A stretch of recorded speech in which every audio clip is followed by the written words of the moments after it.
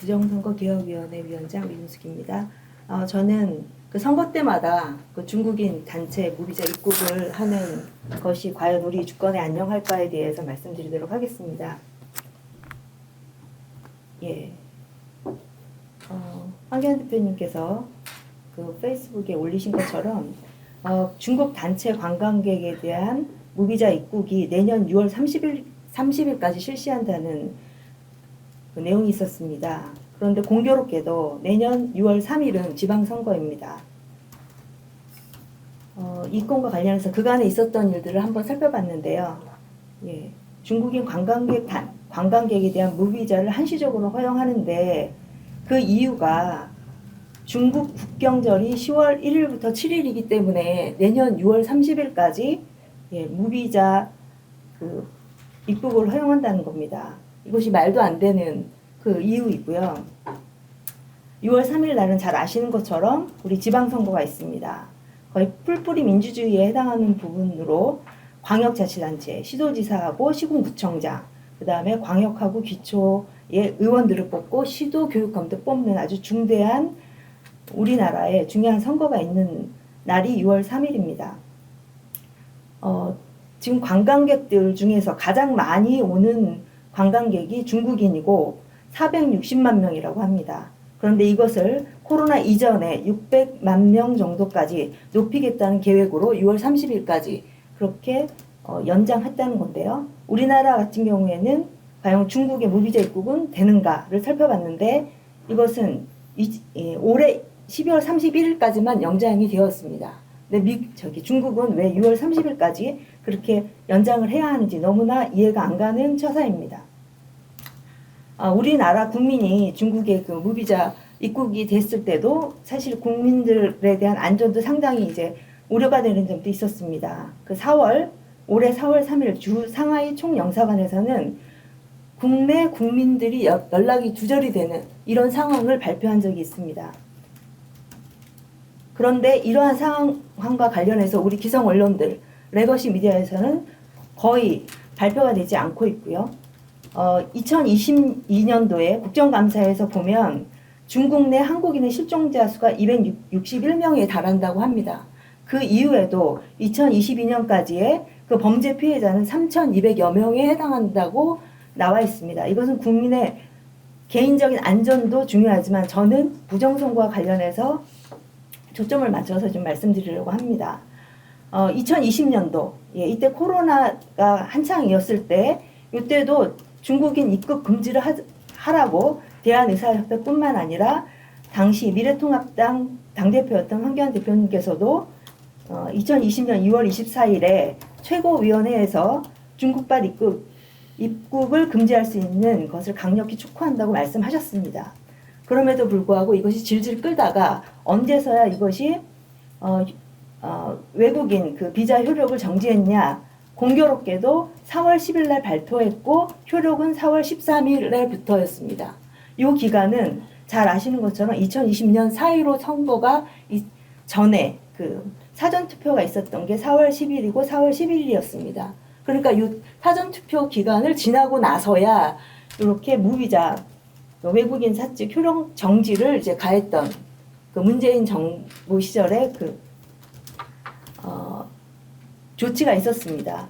이번에도 왜 선거가 있는 그 시기에 맞춰서 6월 30일까지 무비자를 그것도 단체적으로 하는지 상당히 우려가 됩니다. 저희가 이번에 6월 3일 날 그 대선이었을 때 우리나라의 선거에 있어서 중복 투표한 것에 대한 그 증거들을 많이 확보했습니다.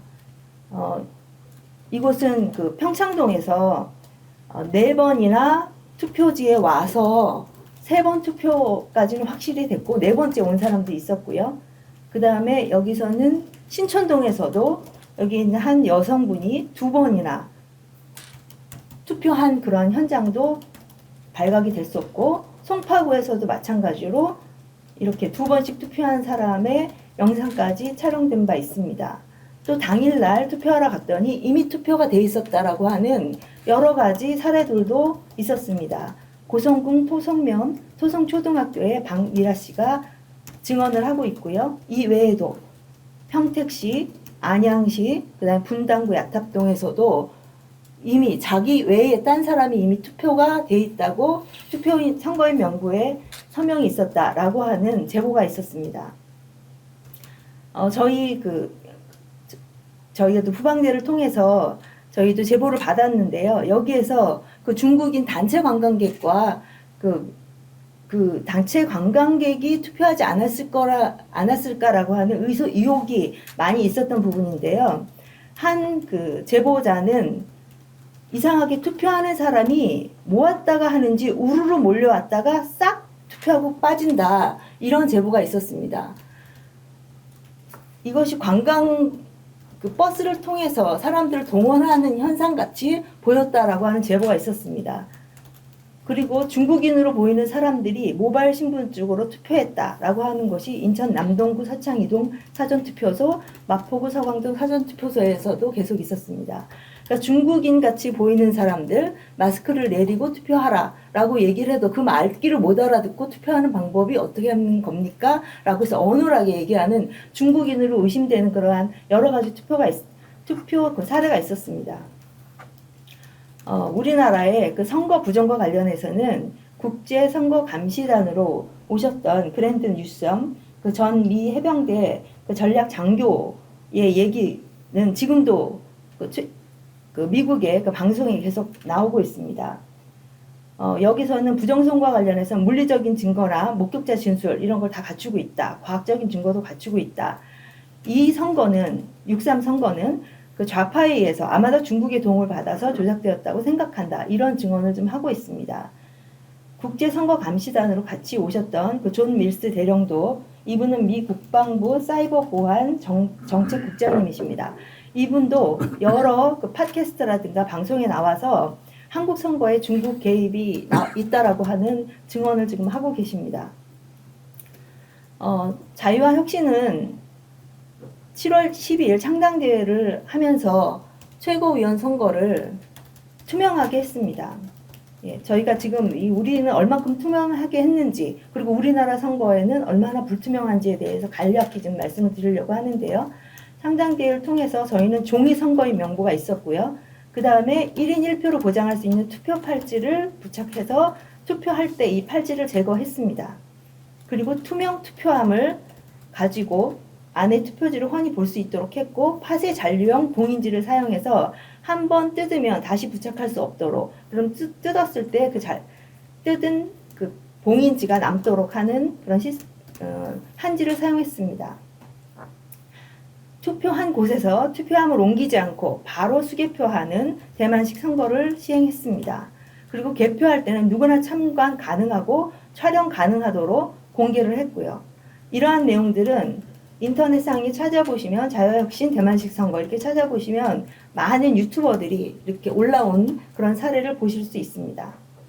근데 반면 우리가 지금 걱정하고 있는 사전투표에는 몇 명이 투표했는지 거기에 대한 증거도 없다라고 하는 그 많은 우려가 있고 지금 4.10 그 무효소송을 지금 진행 중인데 7월 18일 날 선관위 측에서 나온 답변 중에 하나는 사전투표용지 발급기에 그 잉크젯 프린터는 자체 로그 기능이 없다. 로고에 대한 검증이 불가능하다. 이런 답을 주고요. 또 펌웨어를 사전투표용지 발급을 하게 되면 계속적으로 로그가 남게 되는데 이 펌웨어를 사용하고 있어서 보안 유지 측면에서 검증을 수용하기 어렵다. 이러한 답변을 내고 있습니다. 우리가 지금 하고 있는 것이 전혀 투명하지도 않고 검증 불가능한 이런 시스템을 갖고 있는 우리나라의 선거 제도에서 그렇게 무방비적으로 우리의 국경을 연다는 것은 있을 수 없는 일입니다. 이거에 대해서는 저희는 강력히 반대를 하고 이것을 6월 30일까지 투표 기간 안에는 그렇게 무방비로 중국인이 들어올 수 없도록 하는 부분에 대해서는 저희는 적극적으로 그 반대 의사를 표명하고 막도록 노력을 할 것입니다. 저희가 원하는 것은 검증 가능하고 투명한 선거입니다. 자유혁신에는 투명함이 있습니다. 이상입니다.